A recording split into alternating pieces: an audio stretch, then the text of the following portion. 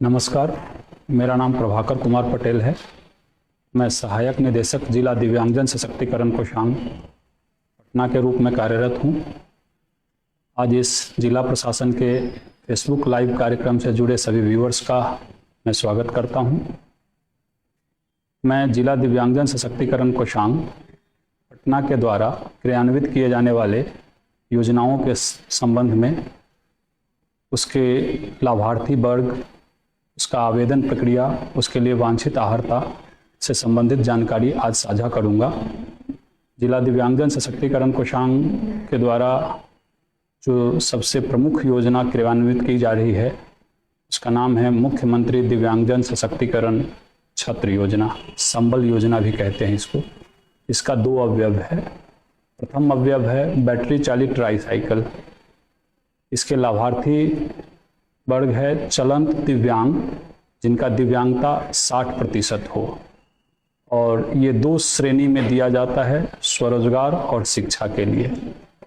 इसके लिए वांछित अहर्ता है आवेदक की उम्र 18 वर्ष से अधिक होनी चाहिए, उनका आय 2 लाख रुपए सालाना से कम होना चाहिए, वो बिहार के निवासी हो तथा पटना में उनका आवासन हो, वे शिक्षा या स्वरोजगार के लिए अपने आवासन स्थल से 3 किलोमीटर से ज़्यादा आवागमन करते हो, उनका दिव्यांगता केवल पैर के कारण हो, चलने में बाधा उत्पन्न करता हो, हाथ एवं मानसिक सक्षमता चलाने योग्य हो।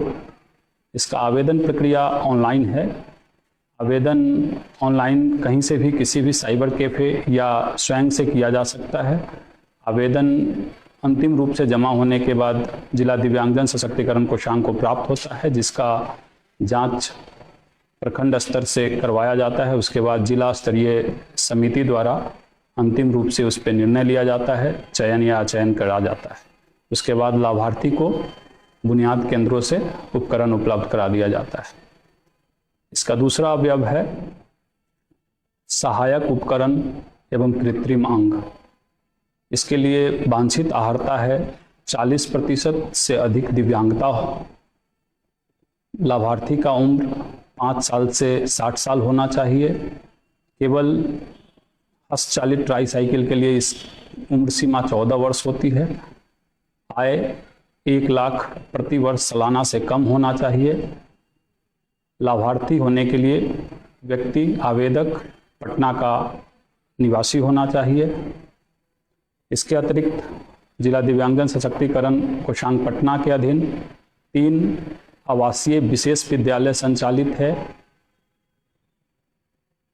प्रथम नेत्रहीन बच्चों के लिए है, बालक के लिए है, जो 1 से 10 तक के लिए संचालित है। यह कदम कुआं बुद्ध मूर्ति के पास अवस्थित है।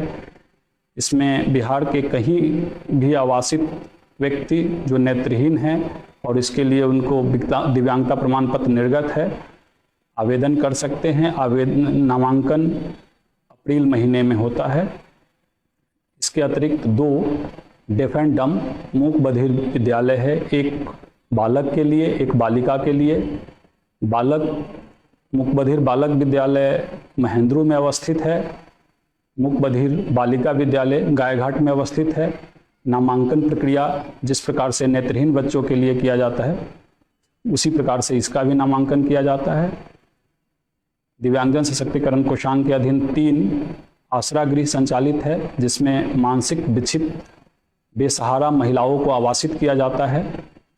इसके लिए 18 वर्ष से अधिक उम्र के कोई भी विक्षिप्त महिला कहीं भी किसी भी स्रोत से अगर प्राप्त होता है तो उन्हें वहां आवासित किया जाता है, उनका इलाज किया जाता है और उनको जीवन यापन से संबंधित कौशल प्रदान कर उनको समाज में वो पुनर्वासित किया जाता है, रिहैबिलिटेट किया जाता है।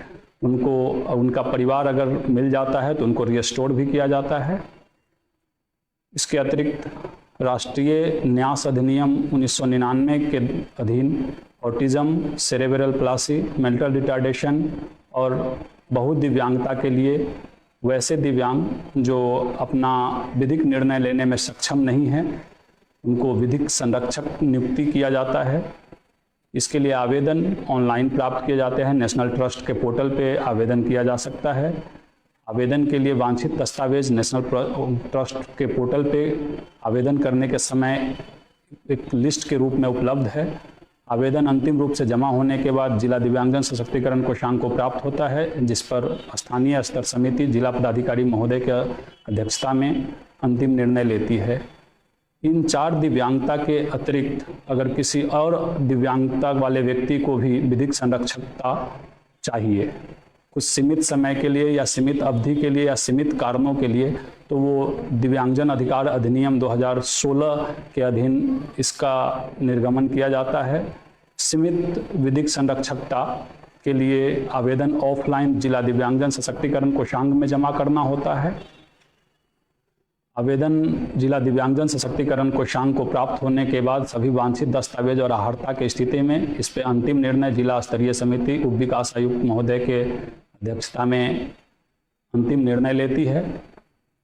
जिले में प्रत्येक अनुमंडल में 6 बुनियाद केंद्र भी संचालित है, जिसमें वृद्ध, विधवा और दिव्यांगों को पुनर्वासन तथा physiotherapy, speech and hearing training, इन सभी चीज़ों का प्रशिक्षण दिया जाता है।